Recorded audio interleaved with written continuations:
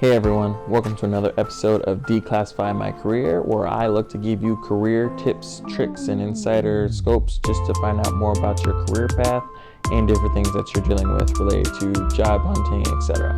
So in this video, I'm going to be talking about what to do when you get fired. We've never had a team lose so badly. You're all fired. Okay. So I'm going to give you 7 steps that you can take and hopefully get you some interviews very quickly so you can hopefully find a new job, a new role, and get back into the workforce. So the first thing that you need to do when you lose your job is to take a moment, take a breath, pause, and regather yourself. It doesn't matter who you are, whether you're an executive or you're entry level, getting fired sucks. And it really, you feel embarrassed, you feel angst, anger, a lot of different negative emotions, and those emotions are going to hold you back during your reapplication process. So just take a day to, gather yourself, collect yourself, go through your emotions, process those, get those done and out of the way. And now once you've got that out of the way, step number 2 is to take an introspective moment and really understand why were you fired. So was it because your position was outsourced? Was it because the company was downsizing? Was it related to your performance? And it's very important for you to understand whether it was something out of your control or if you had some part to play in you losing your job. Because if you did have some part to play in losing your job, then the onus is on you to reflect on what that was and think on how you're going to change that so it doesn't happen again at your new role. The next bit of advice I would give you is to update your resume.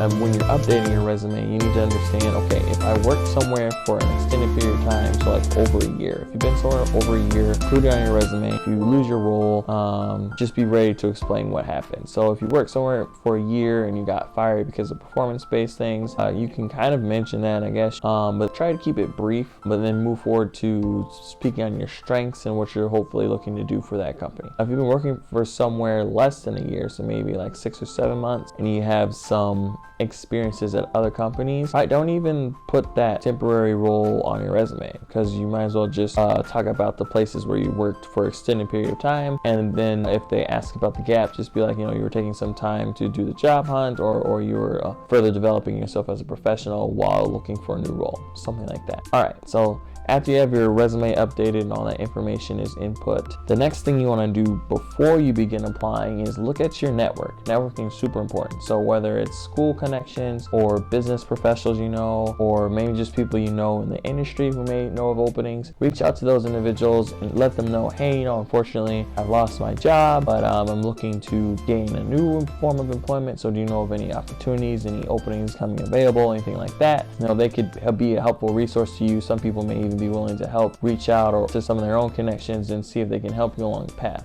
Even if you aren't fired and you're just shopping for a new role, you should still look to your network to get a better understanding of what's available and what connections you have that might lead you there. Okay, now after you've kind of looked introspectively, you understand why you were fired, you've taken care of your negative emotions, you updated your resume, you've looked at your network, now it's time to begin the job application process. You're gonna wanna make sure when you're going through your application process, so you're searching for jobs, you're looking for things that seem like they're gonna be a good fit, you really need to be diligent on applying to jobs that you are a good fit for. And by a good fit, I mean you have matching experience. If you have 3 years of experience, you should only be applying to jobs that say we want 3+ years of experience.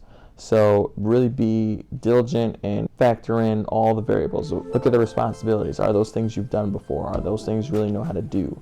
If not, maybe don't apply to that role. Try to find some other roles that are a match for what you were doing beforehand. Unless you're really confident that you have a connect at that company that can vouch for you and say, hey, this person can grow into this, really try to stick to positions that you are a strong fit for. And what's very important for this is that you be very disciplined. So you want to have a order of which you're going to do things. You don't want to just wake up one day, it's 10 a.m. I think I'll apply to a couple jobs, and go watch Netflix, call it a day. That's going to probably make your job application process a lot more longer, because as your interests or motivations wane, then you're not going to want to apply to as many jobs, or maybe you'll rush through the applications, you won't try as hard, And each application you send out is very important because each one could be a potential job opportunity. So really take the time to look through the jobs that you're potentially interested in, understand the roles, reform your resume to match what they're looking for experience-wise, and really, maybe be like, every day this week at 10 a.m. or at 9 a.m. or 8 a.m. whenever, I'm gonna go through and I'm gonna pick 6 jobs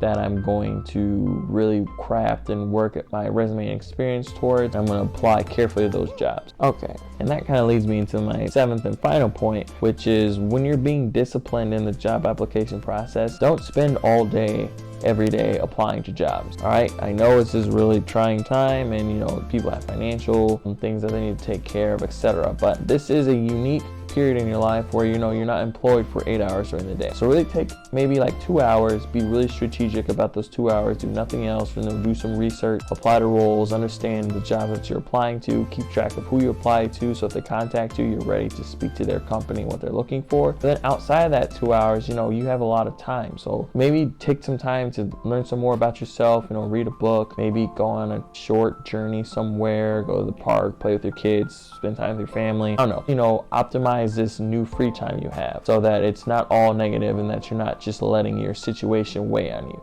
All right, so just a quick recap. So number 1, if you lose your role, lose your job, or whatever reason, take some time, process your negative emotions, get those out of the way, get those squared. Number 2, after you've processed your emotions, you need to understand why you lost your role. Were you fired? Were you downsized? Did they outsource your job, etc.? Because understanding that and being able to speak to that is going to be helpful for your application process. Number 3, update your resume. So if you work somewhere temporarily and you don't want to include that, then make sure you don't do that. Otherwise, make sure you have all your years of experience on your resume that you want to include, and that it's something that you can amalgamate or change or craft towards depending on which roles you're applying to. Number 4, check your network. So you want to understand who you're connected with. Can they reach out to any individuals on your behalf, give you any recommendations, etc. Number 5, apply to roles that you're going to be a good fit for. So when you're doing the application process, make sure if it's not a job that's asking for 7 years of experience, you only have 4.